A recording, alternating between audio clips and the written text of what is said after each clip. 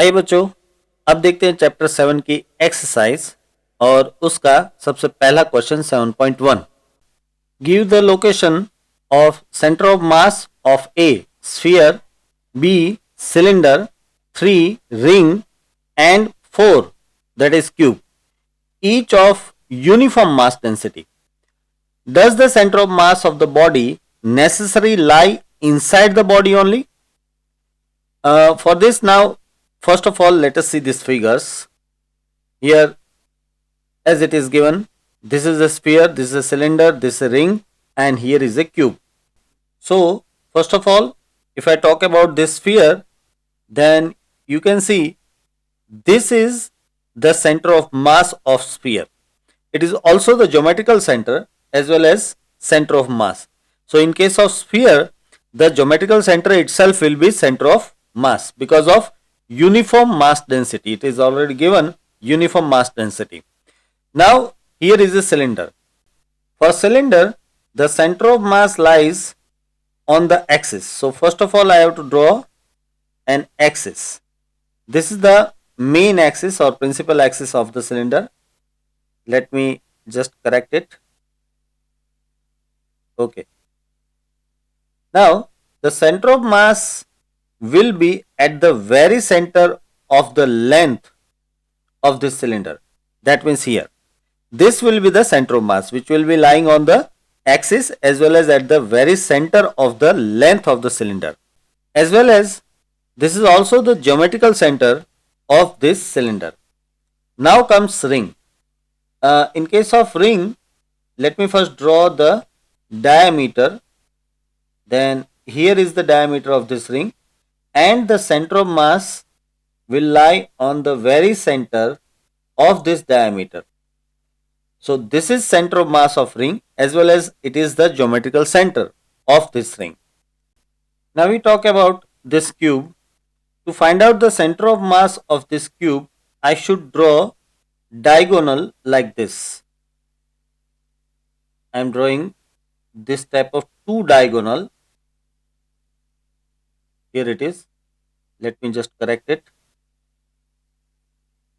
Now the point of intersection is nothing but the center of mass as well as geometrical center of this cube. This center is not only the geometrical center of this cube, but it is also the center of mass of this cube. Now, in case of sphere, in case of this cylinder, and in case of this cube, we can see that the center of mass is inside the body, right? But when we talk about this ring, then the center of mass is not inside the body, it is in free space. See, this point can be said as in between the body but not inside the body. If let us say the center of mass is here somewhere on the circumference, then we can say it is inside the body, alright. But here the center of mass is not inside the body. We can also discuss center of mass of this type of L-shaped plate. It's a plate of L shape. Now here the center of mass can be sought out something like this. This is the center of mass, right? Let me put a C there to show it as a center of mass, right? Now you can see here that the center of mass is not inside this body. This is a L-shaped body and this is a free space where this center of mass is coming. So center of mass is an imaginary point and it is outside of this plate right now. It is outside of this L-shaped plate. So that way, here the ring as well as this L-shaped plate is having center of mass that is outside the body, not inside the body, right? अब देखते हैं question 7.2. In the HCl molecule, the separation between the nuclei of two atoms is about 1.27 angstrom, where 1 angstrom is 10 raised to minus 10 meter. You already know. Find the approximate location of the center of mass of the molecule given that A chlorine atom is about 35.5 times as massive as a hydrogen atom, and nearly all the mass of an atom is concentrated in its nucleus. चलिए सबसे पहले ये देखिए, ये है HCl का molecule, यहाँ पे ये है H और ये है Cl, हाइड्रोजन एंड क्लोरीन। अब सबसे पहले मैं इसकी एक्सिस में से एक्स एक्सिस पास कर रहा हूं, ये HCl की एक्सिस होगी, उसमें से मैं एक्स एक्सिस पास कर रहा हूं। मैं यहाँ पे शो कर देता हूं, ये है एक्स और ये है -x। और इस पूरे मॉलिक्यूल का जो सेंटर ऑफ मास है वो ऑब्वियस सी बात है कि क्लोरीन की ओर होगा, क्योंकि क्लोरीन यहाँ पे हैवियर है, तो सेंटर ऑफ मास यहाँ पे कहीं पे होगा। तो इसके लिए मैं यहाँ पे एक डॉट शो कर देता हूं इस तरह से, और अब इसमें से मैं एक y एक्सिस पास कर लेता हूं, ये होगी इस तरह से y एक्सिस। ठीक है, अब यह है हाइड्रोजन, तो यहां पे होगा हाइड्रोजन का सेंटर। मैं यहां पे एक डॉट शो कर देता हूं, ये हो गया हाइड्रोजन का सेंटर, और यहां से एक लाइन पास कर लेते हैं हम, ये हो गई एक लाइन। ठीक है, अब क्लोरीन का सेंटर देखते हैं, तो यहां पे कहीं पे क्लोरीन का सेंटर आएगा, तो उसके लिए मैं एक डॉट यहां पे दिखा देता हूं, ये हो गया क्लोरीन का सेंटर ऑफ मास, और इसमें से एक लाइन हम पास कर लेते हैं, ये हो गया centre of mass of chlorine. ठीक है, अब देखिए यहां पे आपको ऑलरेडी दे दिया है कि दोनों ही एटम के न्यूक्लियाई के बीच का डिस्टेंस जो है वो 1.27 एंगस्ट्रॉम है, यानी कि इस पॉइंट से लेके इस पॉइंट के बीच का जो डिस्टेंस है वो 1.27 एंगस्ट्रॉम है। मैं यहाँ पे शो कर देता हूं, इस डिस्टेंस की बात चल रही है जो कि है 1.27 एंगस्ट्रॉम, ये है 1.27 एंगस्ट्रॉम का डिस्टेंस। अब ये जो है वो सेंटर ऑफ मास है, मैं यहाँ पे शो कर देता हूं कि ये है centre of mass C, right. तो अब सेंटर ऑफ मास का इस पहले न्यूक्लियाई से जो डिस्टेंस है उसे हम x नाम दे देते हैं, यहां पे इसे मैं कह देता हूं x। तो जो बाकी बचेगा, यानी कि सेंटर ऑफ मास से क्लोरीन के न्यूक्लियस के बीच का जो डिस्टेंस है ये वाला, इसे हम नाम दे देते हैं 1.27 माइनस x, इसे हम कह देते हैं 1.27 माइनस x। अब हम थोड़ी सी वैल्यूज लिख लेते हैं, जैसे कि अगर हाइड्रोजन की बात करें तो हाइड्रोजन का जो मास है उसे हम m1 कहेंगे, और फिर क्लोरीन की बात करें तो क्लोरीन का जो मास है उसे हम m2 कहेंगे।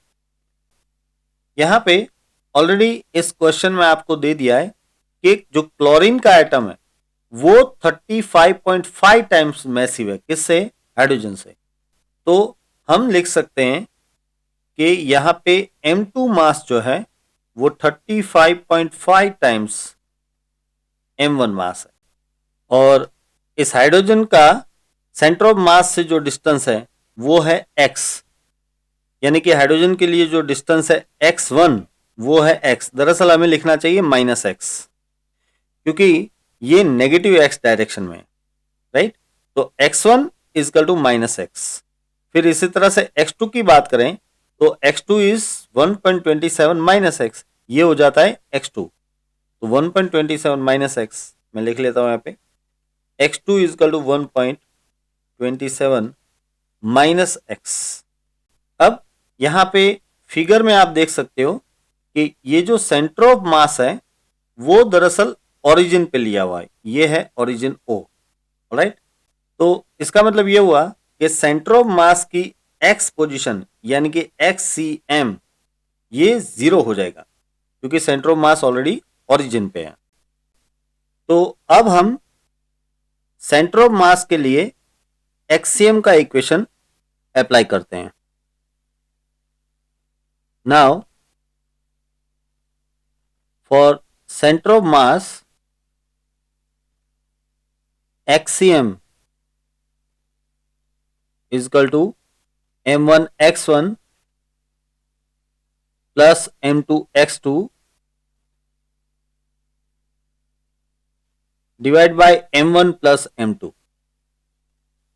अब देखिए यहां पे एक्सियम तो 0 है, ठीक है, और m1x1, तो ये m1 और x1 की जगह पे आएगा -x, क्योंकि आपने देखा कि जो x डिस्टेंस है वो नेगेटिव x डायरेक्शन में है, तो x1 की जगह पे हमें -x लिखना चाहिए।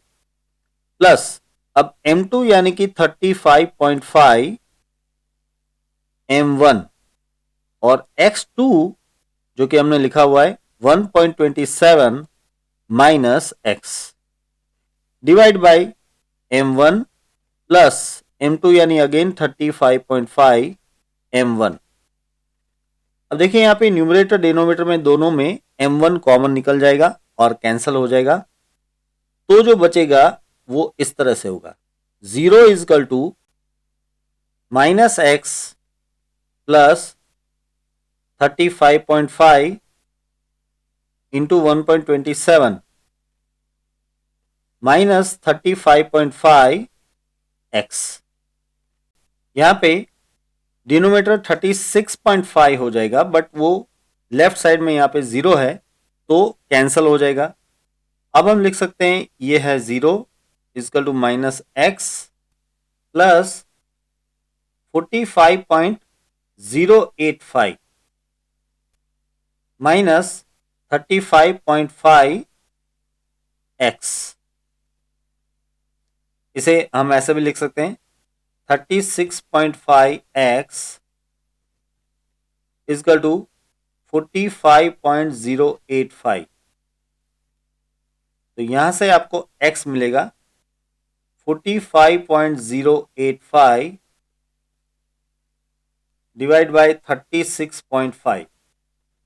इसे सॉल्व करेंगे तो हमें मिलेगा 1.235 एंगस्ट्रॉम, या फिर अप्रॉक्सीमेट वैल्यू बोले तो x की approximate value 1.24 angstrom.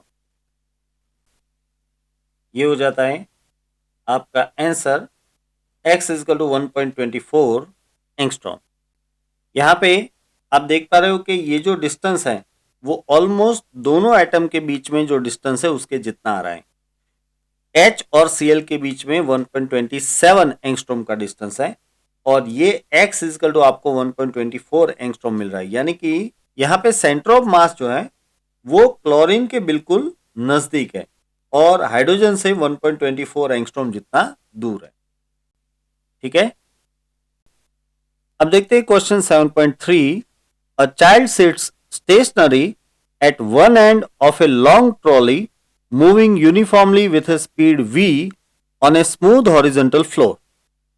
If the child gets up and runs about on the trolley in any manner, what is the speed of center of mass of trolley plus child system? अब देखिए इस question को इस figure से समझते हैं। यहां पे फ्लोर के ऊपर ये कोई ट्रॉली है और ये फ्रिक्शनलेस है। मैं यहां पे लिख देता हूं कि ये सरफेस आपको दी है frictionless, this is frictionless surface. आपको यहां पे स्मूथ सरफेस ऐसे कहा है, यानी कि ये फ्रिक्शनलेस सरफेस है। अब इस फ्रिक्शनलेस सरफेस के ऊपर ये हो गई ट्रॉली और ये उसके ऊपर एक बच्चा खड़ा है। ठीक है, अब ये पूरी सिस्टम यानी कि ये ट्रॉली और ये बच्चा अभी v जितनी कांस्टेंट स्पीड से आगे की ओर जा रहे हैं। यहां पे मैं लिख देता हूं कि v इज कांस्टेंट। ठीक है, ये कांस्टेंट है। तो आपको ये पूछा है कि अगर ये बच्चा अब इस ट्रॉली के ऊपर यहां वहां घूमता है तो ऐसे में इसके सेंटर ऑफ मास की वेलोसिटी क्या हो जाएगी। देखिए पहले तो ये कि इसका सेंटर ऑफ मास थोड़ा सा लेफ्ट साइड में आएगा, यानी कि बच्चे की ओर आएगा। यहां पे कहीं पे इसका सेंटर ऑफ मास आना चाहिए। यह है इस पूरे सिस्टम का, यानी कि ट्रॉली और बच्चे से मिलके जो सिस्टम बनता है उसका centre of mass C, right. अब ये पूरा सिस्टम अभी v जितनी कांस्टेंट स्पीड से जा रहा है, ऑलराइट। तो ऐसे में अगर ये बच्चा ट्रॉली के ऊपर सिर्फ खड़ा है, थोड़ी देर के लिए मान लीजिए कि ये बच्चा यहाँ पे सिर्फ खड़ा ही है, तो ऐसे में इस पूरे सिस्टम का सेंटर ऑफ मास ये है और वो भी v जितनी कांस्टेंट स्पीड से आगे की ओर जा रहा होगा, राइट। तो यहाँ पे हम लिख सकते हैं कि भाई VCM will be equal to v and that is constant. ये बात तो आराम से समझ में आ जाती है। बट अब क्वेश्चन ये है कि अगर ये बच्चा इस ट्रॉली के ऊपर यहां वहां घूमता है तो इसका सेंटर ऑफ मास जो है उसकी स्पीड v जितनी रहेगी कि नहीं रहेगी। अब देखिए इसके लिए एक बात समझिए आप, यहां पे कोई भी एक्सटर्नल फोर्स अप्लाई नहीं हो रहा है। ये बच्चा जब चलते वक्त फोर्स अप्लाई करता है तो वो इस सिस्टम का इंटरनल फोर्स हो गया। बच्चा और ये ट्रॉली दोनों मिला के सिस्टम बन रही है।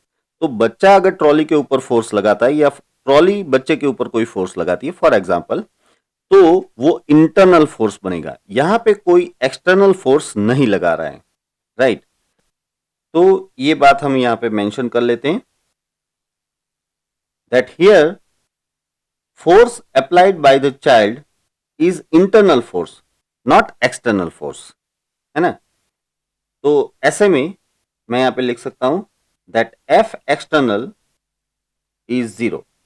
अगर F external 0 है तो सीधी सी बात है कि इस पूरी सिस्टम का जो सेंटर ऑफ मास है उसका एक्सेलेरेशन यानी कि ACM वो भी 0 रहेगा। तो फिर इस सिस्टम के सेंटर ऑफ मास की स्पीड यानी कि VCM वो कांस्टेंट ही रहेगी, राइट। और कांस्टेंट कितनी है, it is equal to V only.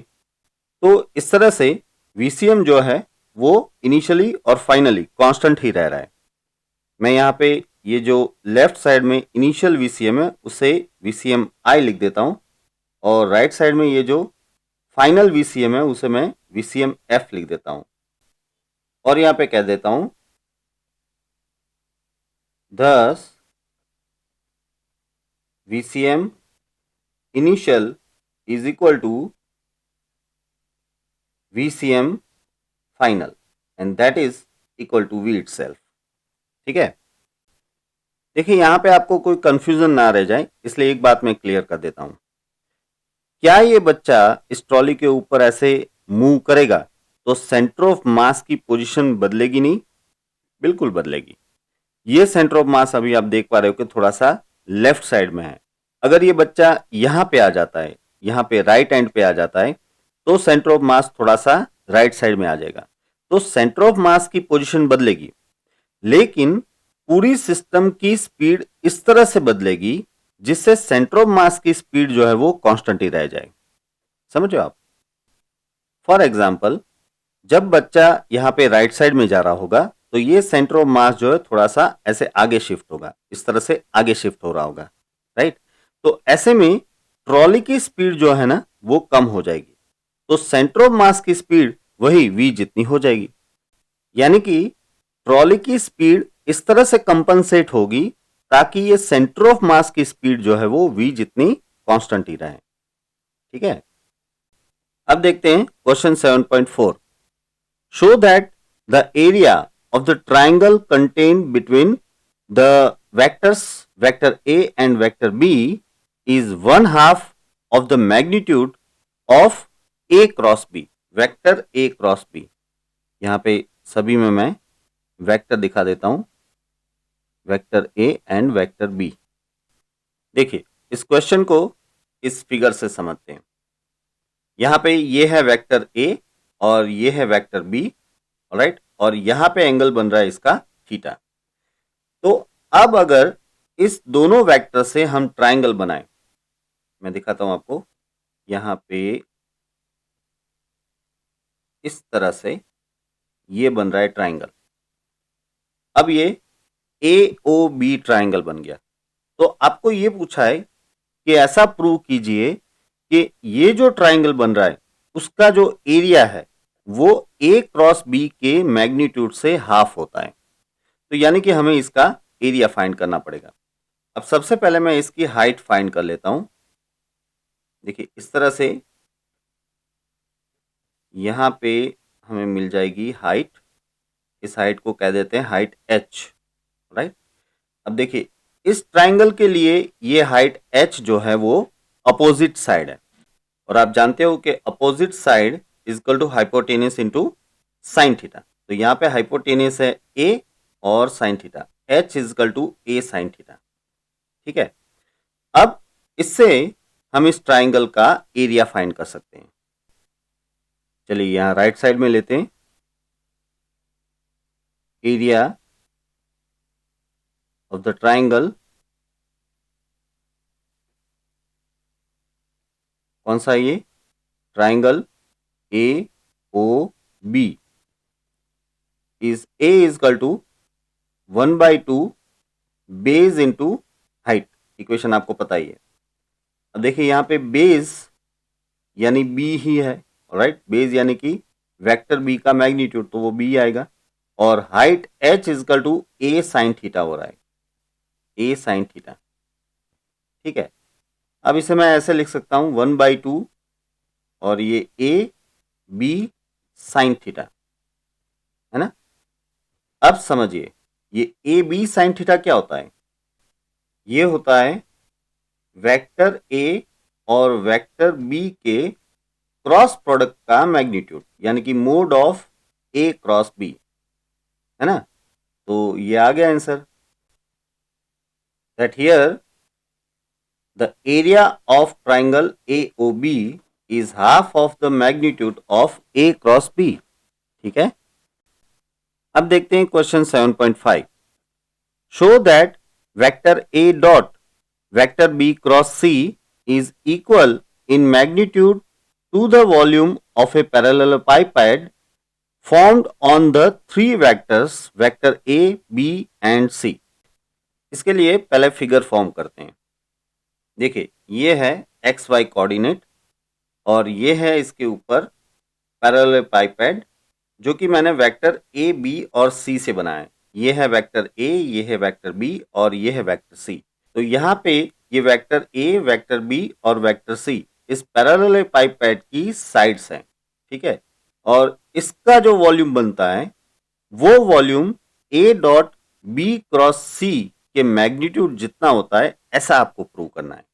अब सबसे पहले इस पैरेललेपाइपेड के हर एक वर्टेक्स को नाम दे देते हैं। यहाँ पे ए, ये बी और ये सी, यहाँ पे ले लेते हैं ई, ये एफ, ये जी और ये एच, ठीक है। अब इस ई पॉइंट से मैं एक परपेंडिकुलर ड्रॉ कर रहा हूं नीचे की ओर, ऐसे, ठीक है।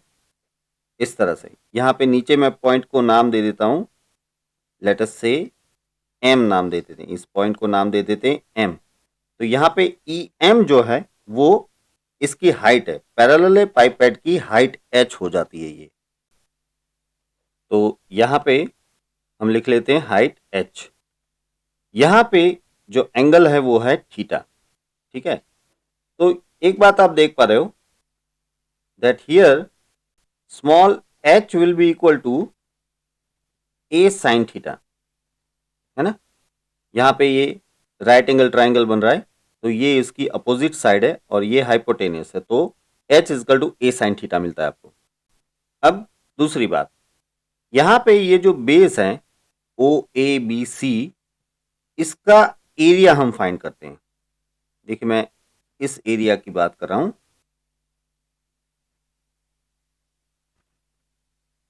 ये जो बेस है इसका एरिया लेना है। इस एरिया को हम कह देते हैं कैपिटल ए। तो अब हम यहाँ पे लिख लेते हैं कि ये जो एरिया है कैपिटल ए, ये कितना हो जाएगा, ऑब्वियसली लेंथ इंटू ब्रेथ, ठीक है। और यहाँ पे लेंथ है बी और ब्रेथ होगी सी।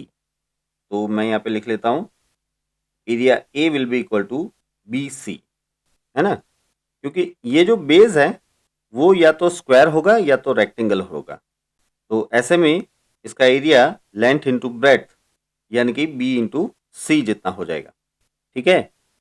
चलिए अब हम सबसे पहले बी क्रॉस सी को सॉल्व करते हैं। देखिए बी क्रॉस सी यानी हो जाएगा बी सी